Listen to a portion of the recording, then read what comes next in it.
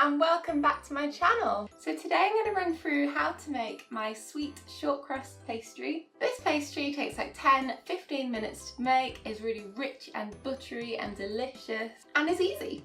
I use this pastry to make all my sweet pastry based desserts like tarts filled with custard or filled with lemon curd and topped with tiny cats. But this tutorial is just focused on getting that pastry just right. You just need 4 ingredients and they're all right here. Plain flour, caster sugar, 1 egg and butter. I've helpfully put all the ingredient quantities below for you. Pop all these to the side, get a nice big mixing bowl, add in all that flour, chuck in the butter and give it a rub in with your fingertips. Oh! My egg fell down. Anyway, so I'm using room temperature, like soft butter, because then it's easier to rub into the flour. If you use like rock hard butter from the fridge, it's just going to mean that you've got to work harder to rub it into the flour, and the more you work it into the flour, the tougher your pastry is going to be because you're working all that gluten in the flour. If I kind of get like a big clump of it and I rub it between my palms kind of, and I really target where those pockets of butter are, so I'm not really going for the flour where I don't need to. Great, so it's all done and it's like fine breadcrumbs and there's no giant big blocks of butter in there. There might be some small ones, but that's fine, better than overworking it. Add your caster sugar, stir it in. Taste your pastry to confirm that it's buttery and delicious and amazing. Go get a replacement egg for that one that fell on the floor. Crack your egg into a bowl. Use a fork to whisk it up. That'll do. And then just add enough tablespoons of egg to combine this pastry into one ball.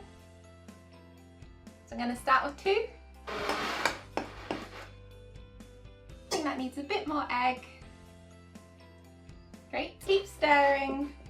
And now I think I'm going to switch to my hands. So get your hands in there and scoop it all up into a nice ball of pastry. Take it out of the bowl now.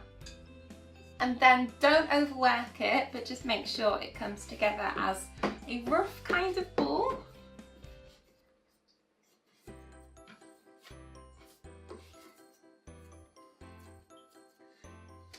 Done! So that's a super rough ball of dough. I'm not going to work it until it's really smooth, there's just no point. So my pastry is quite high in butter, which is going to make it a little bit harder to handle than a pastry that's drier. But it's going to give you that reward in terms of flavour and taste, like tenfold. If you're not feeling so confident rolling it out, then just wrap it all up in some cling film, stick it in the fridge for about 10-15 minutes till it's just a little bit firmer and it'll be a little bit easier for you to roll. Just don't refrigerate it for too long because then it goes really rock hard and then it's really hard to work with. But I just like to save time and roll it out just like it is. So I'll show you how easy this is to roll out. Just sprinkle some flour on your work surface. Plonk your dough down, get your rolling pin, a little bit of flour on top and roll. Just pick it up occasionally to make sure that it's not sticking. Roll it so that it's nice and even. A little bit more flour.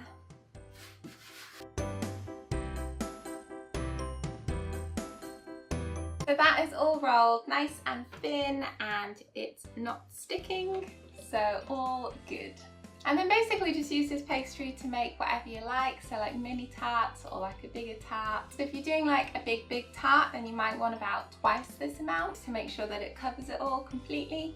And the technique with that would be to like roll it up on your rolling pin like this. And then you just transfer that whole thing to your tart tin. Or maybe you want to line like a little tart case, then just use a cutter that's wider than the case and stamp. Just lift it up, really easy, and this hasn't even been refrigerated at all. And just place it into your tart tin and just guide it using your hands to fill all of the edges. And just press the edges. And then you can leave the edge rough and then take it off after blind baking, or you can just run a rolling pin over the top and just press it all out. And if you're pricking the base before blind baking, just do that now whilst the pastry is soft, and then that goes into the fridge or freezer. Make sure it's really, really cold before you blind bake it or fill it with your fillings and bake it, or whatever you're going to do with it. I'm just going to bundle this up to use like another time. I wouldn't re-roll your pastry too many times because that just makes it tougher every single time, but I think you can get away with once if you've been really careful the rest of the process. Oh, and if you do blind bake it, then just get your tart that's been chilled in the fridge, cover it with foil or baking paper, fill that with like baking beads or lentils or rice.